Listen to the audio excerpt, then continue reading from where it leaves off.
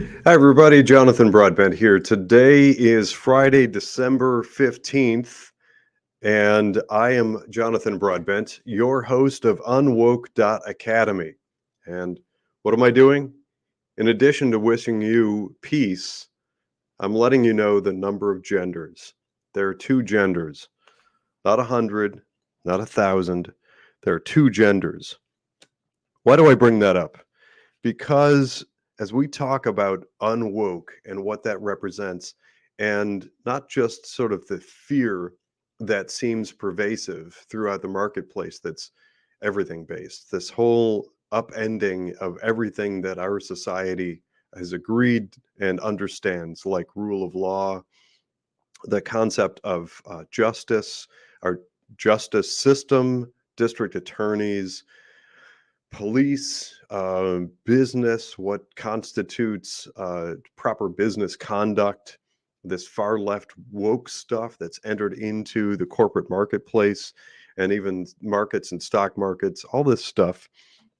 We, in a number of the conversations we've had, are pushing back a little bit and talking about where we get outside of the fear and get into the hope.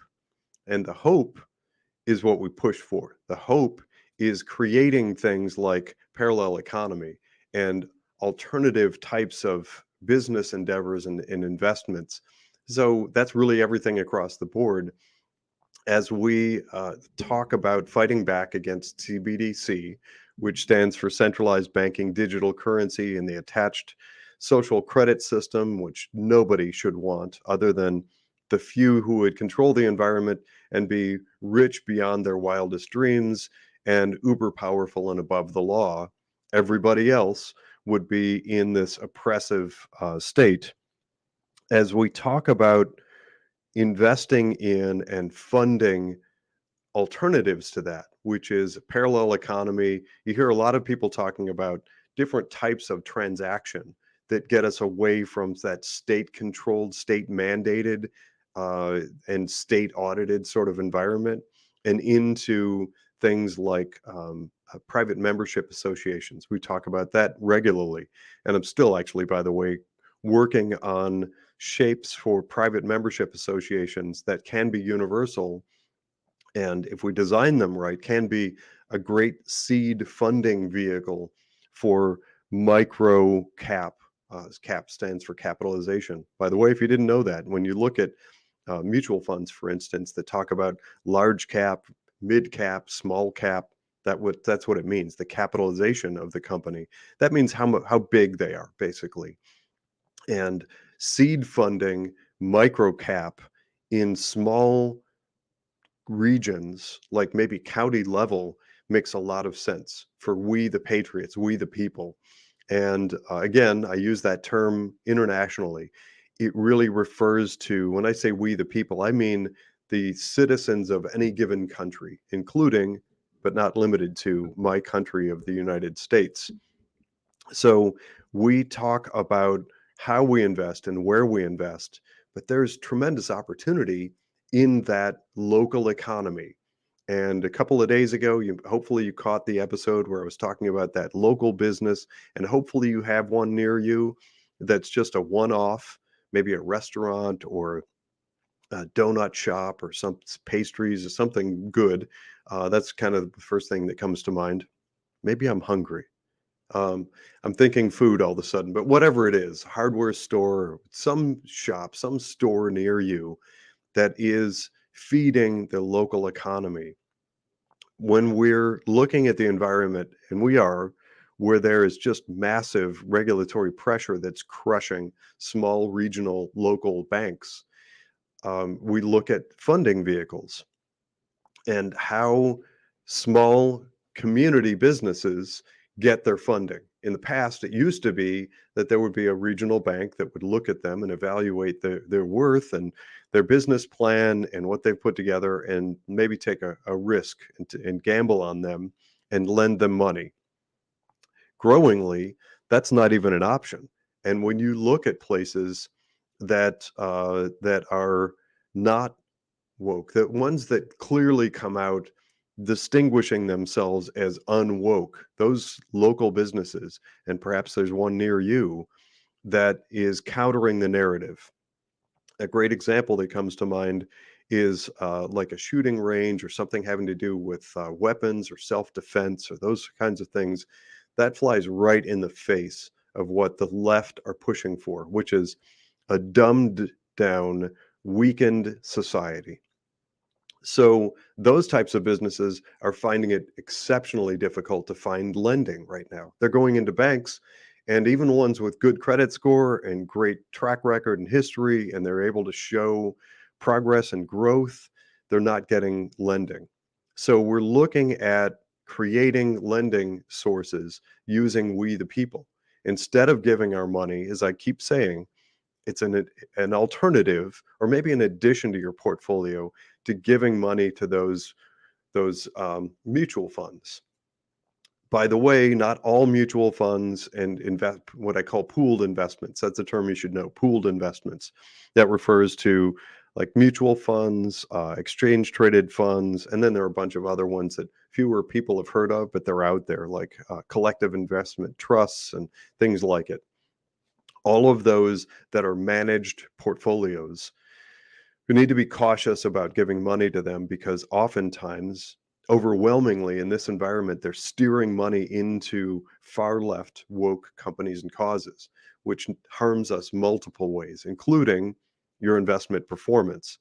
And as I've said before, you want to consider some of your portfolio, some amount, maybe small, but some of it, to go into seed funding small business, because we are the people who can create enterprise for the future. That's where the hope comes in. We can create this parallel economy that right now is funding the mega corporations, the big businesses of the future. So just as it's true, we've heard the story about companies that started uh, generations ago in somebody's garage as a concept, and somebody decided to try and start selling something from the trunk of their car, but now it's this multinational, global, multi-billion dollar company. They all start somewhere and they all start small. That's what we need to get back to. It's our roots. It's our foundation as America. We have concepts. We have people that come out with these great ideas, and they need funding in order to be able to get it done.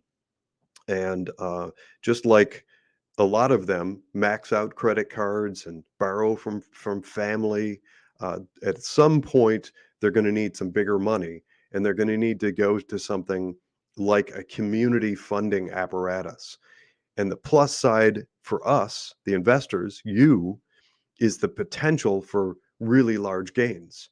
That is, by the way, the key reason where you see uh, TV shows with these billionaires that line up in their posh, comfy chairs, and they get people that come in and pitch them on ideas.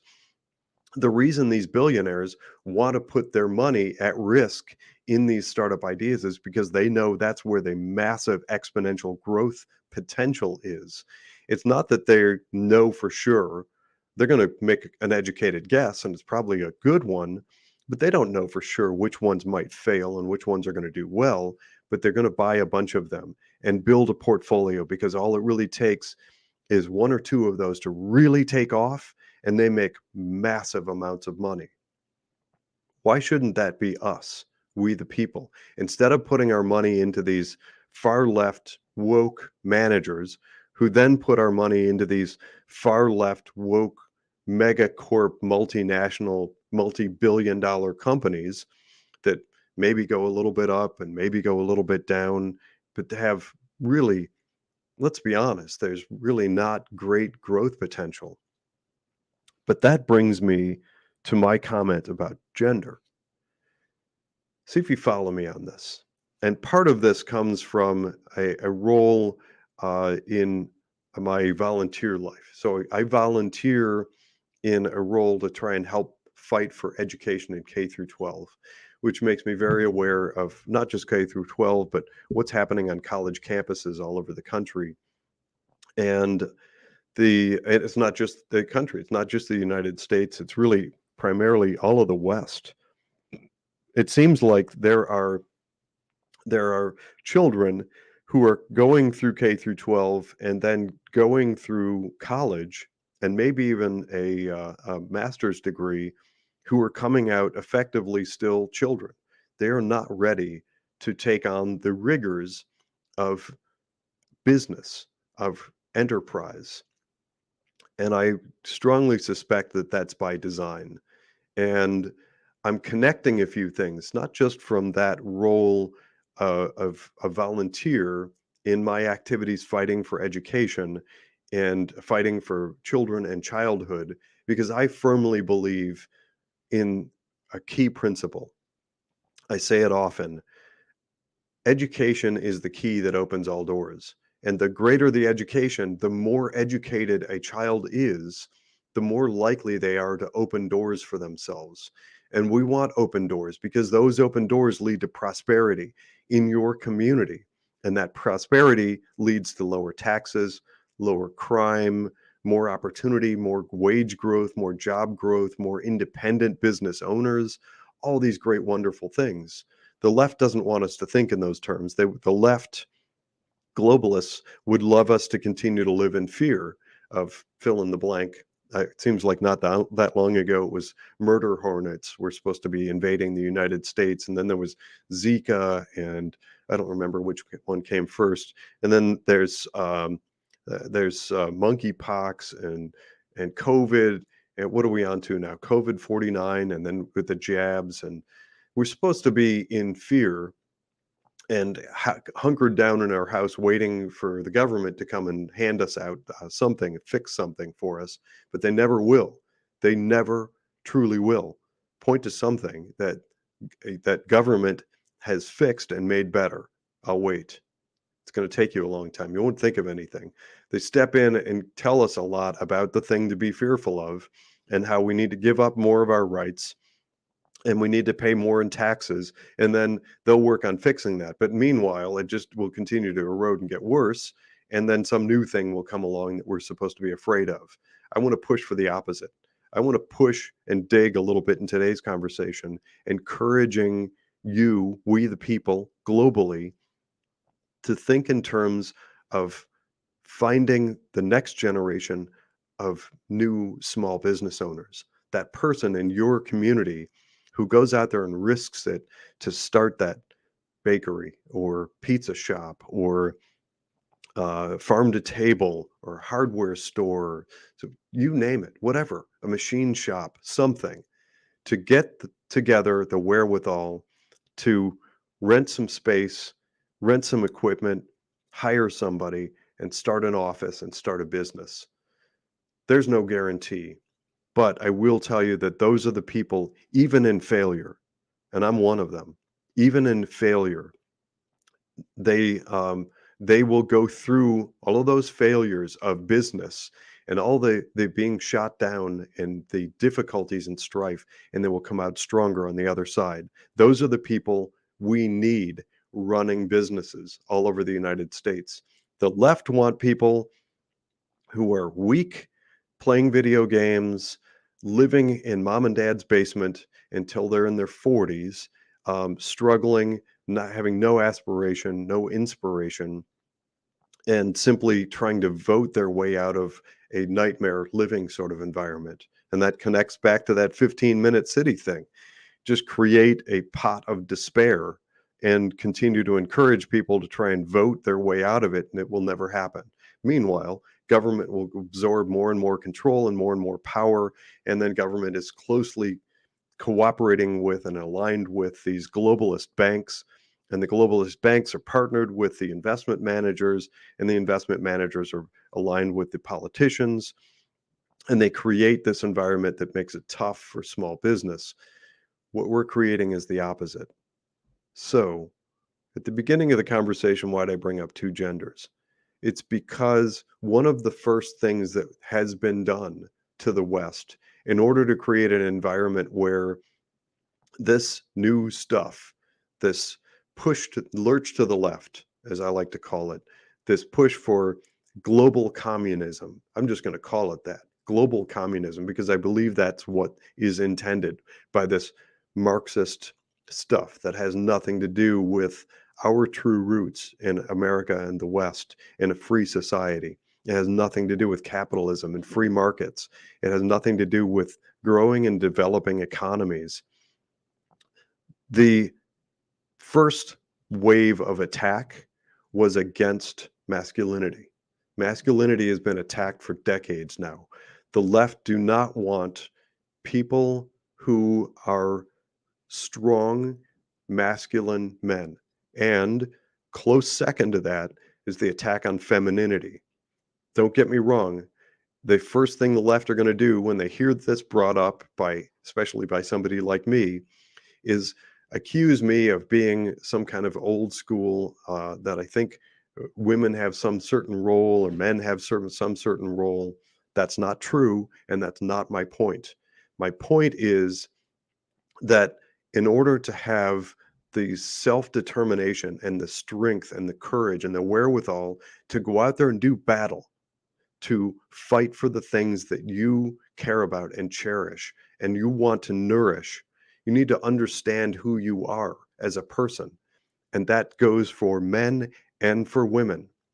Women and men, those two genders, the sum total of the number of genders there are in mankind and all other species, those two genders approach those issues similarly, but they're different. And one of the things that creates the environment where men go out there and fight for corporations and fight for a business is a sense of purpose and drive and masculinity. Did you know, for instance, I'm not going to be able to quote the research reports. You can go out there, challenge me on this, do some of your own research if you'd like. Respond, put it in the notes, email me directly if you find something that either bolsters or counters this understanding. But I believe from some psychology studies that men in groups of very skilled, very successful men actually experience a boost in testosterone. So I know I'm into the weeds. I've gone out onto a limb here, but men compete in a different way than women do. That competition is a good thing. It drives people to succeed and accomplish more. And that's where business growth comes from. So earlier today, and I am going to get back to my understanding as a man of the female comparable, because there is the comparable on the women's side. And women operate in a very similar context.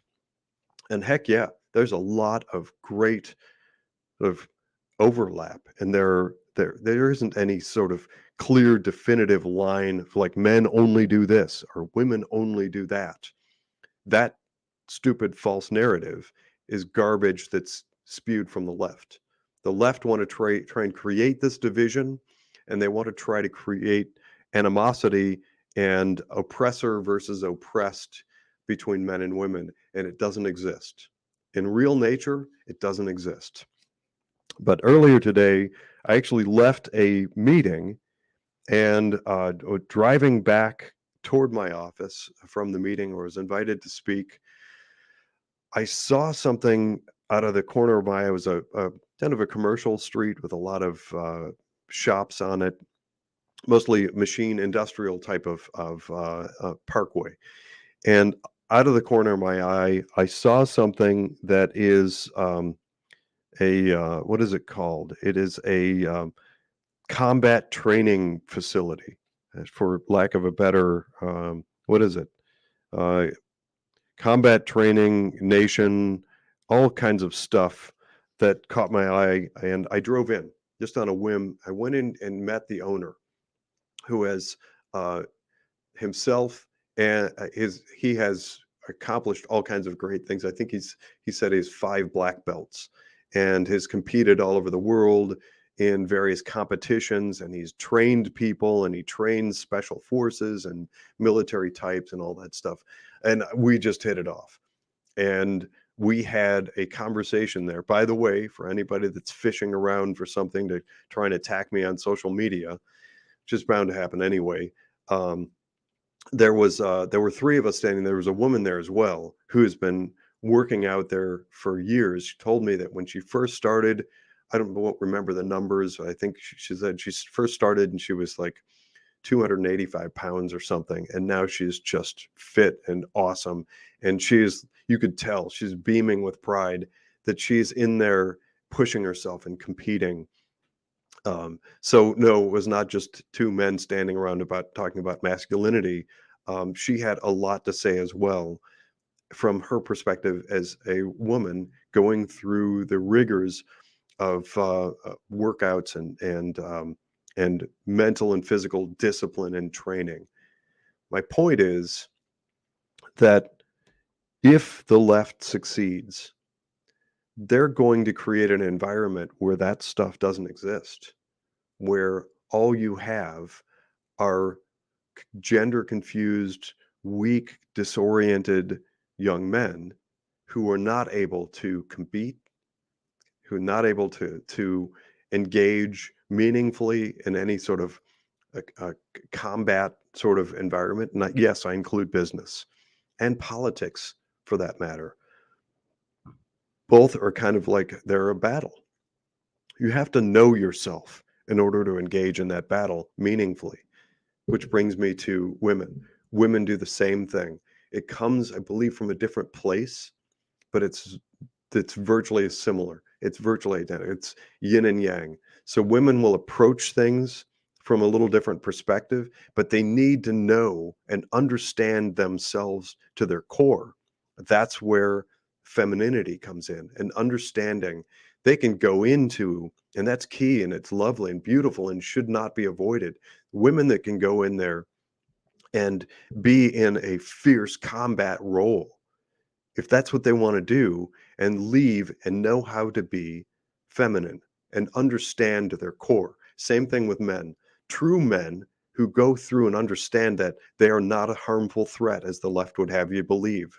Those are people who know how to use offense, how to defend themselves, and they understand the necessity of drive, will, and ambition, but not in an abusive way. Those are fundamental things that every society must have. And I encourage everybody to be aware of that for both genders and advocate within your family and around you for strong, encouraged, and stable knowledge in each individual of masculine and feminine, not not disproportionate or not unequal. That's what I want to say. They are not unequal. They are equal. Men and women, masculine and feminine, those are equal. However, they are different. They have different strengths and weaknesses, and we fit together, masculine and feminine, in very encouraging ways. And as it relates to jobs, the job market, and politics and battles, without it, they're no good. The people who are confused and somewhere murky in the middle and they can't identify themselves, they're ungrounded and they're lacking. Thanks for listening. This has been another exciting episode of UnWoke.Academy. I'm Jonathan Broadbent, your host. Stay tuned for another exciting episode.